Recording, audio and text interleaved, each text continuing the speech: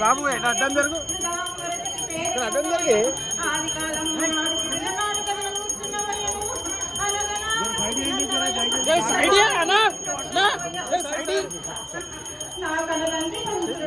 నువ్వు అడ్డం రాకు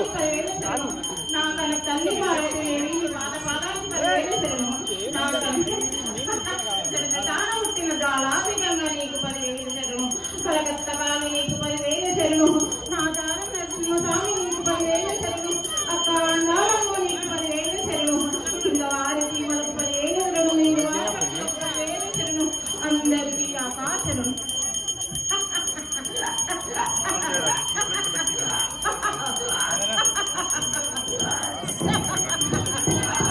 మీ యొక్క ఆశీర్వాదంతో దేవాలయ పూజా కార్యక్రమాలను సంతోషంగా చూసుకోమని అనుకుంటున్నాం.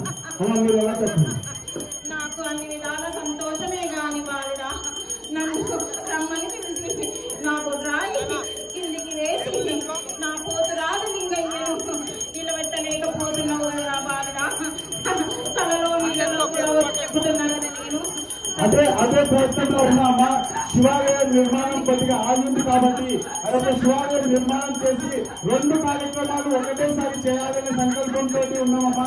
దానికి మీరు నాకు బలాన్ని మరియు స్థానాన్ని కూడా అందించేసి నాకు శక్తిని ప్రసాదించాల్సిన కోరుతున్నాము. ఆపుకుంటూ వస్తున్నానంటే ఆడబిడ్డ వచ్చిన తర్వాత ఎక్కడ ఉంటారని మీకు తెలియదా? తెలిసినప్పుడు నేను వచ్చేసి నాకు స్థలమిస్తేనే కదా బాగా నన్ను కిందికి వేసేసిండ్రు. అది కార్యక్రమాలు మేము నిర్వహిస్తామమ్మా. శివాలయంతో పాటు అది కూడా వచ్చే సంవత్సరం వరకు దాన్ని చేయడానికి మొత్తం ప్రయత్నం చేస్తాం. దానికి నాకు శక్తిని మేము ఇచ్చేసేసి అందరూ కూడా భక్తులు సహకారం చేయవలసిందిగా కోరుతున్నాం. అట్లనే కూడా ప్రజలందరినీ కూడా కొంచెం చక్కగా చూడండి. అన్ని విధాల సంతోషమే కానీ నేను వచ్చి నిలవడానికే లేదు. నా తమ్ముడు పోతురాజు ఉండడానికే కూడా స్థలం లేకుండా చేసినావు కదరా బాలుడా. ఇంత పెద్ద పండుగ చేసి మమ్మల్ని పిలవకుంటేనే నువ్వు పూజ చేసుకుంటావా? ఇంత ఆనందంగా వైభవంగా చేస్తున్నావు. కానీ వచ్చిన వాళ్ళ మేము ఎక్కడ కూర్చుంటాము, ఎక్కడ నిలబడతాము. ఇంత రంగరంగ వైభవంగా చేసినప్పుడు నువ్వు ఆలోచన చేయవలసింది. కలలో నీళ్ళలో కూడా వచ్చి నేను చెబుతూనే ఉన్నాను. నా నుంచి పలికించే వరకు నువ్వు అడుగు వేయలేదంటే ఆ కార్యక్రమాన్ని నేను నిర్వహిస్తాను. ఆ తల్లి మీ యొక్క ఆశీర్వాదంతో ఆ కార్యక్రమాన్ని దేవాలయ కమిటీ అందరూ కూడా సౌకర్యంతో నిర్వహిస్తుంటాను. మీకు సంతోషం సరిపోతాం. నేను గడ్డ మీద ఉన్నా కాబట్టి నా ప్రజలందరినీ కాపాడుకుంటూ వస్తున్నా. నన్ను ఎట్లయితే పూజలు చేస్తున్నారో అట్లా నేను ఆనందంగా మిమ్మల్ని ఉంచుతా. కానీ మీరు చేసుకుంటున్న పాపాలకి మీకు తప్పదు బాలుడా శిక్ష. ఎవరేమి అన్నా ఎవరు ఏమి చేసినా గాని ఆలోచన చేయకుండా ముందుకు వెళ్ళి అడిగేసేటట్టు నేను మీకు ఆజ్ఞానిస్తున్నా. నన్ను నమ్ముకున్న వాళ్ళకి ఎవరికి నేను బొమ్ము చేయను బాలుడా. ముందుకు ధన్యవాదాలు. మీ యొక్క ఆశీర్వాదంతో మీరు చెప్పిన ఆ 2 కార్యాలను నిర్వహించడానికి మొత్తం శక్తియుక్తిని ఓడికి ఆ కార్యక్రమాన్ని నిర్వహిస్తాం తల్లి. మీ యొక్క ఆశీర్వాదం నాకు ముందు దేవాలయ కమిటీ సభ్యులకు అందరికీ కూడా ఉంటే ఆ యొక్క కార్యక్రమాన్ని మేము నిర్వహిస్తాం తల్లి. నేను శాంతి పట్టేసి మీకు ఆనందమైన పండుగని ఇంకా వైభవంగా నిర్వహిస్తాం తల్లి.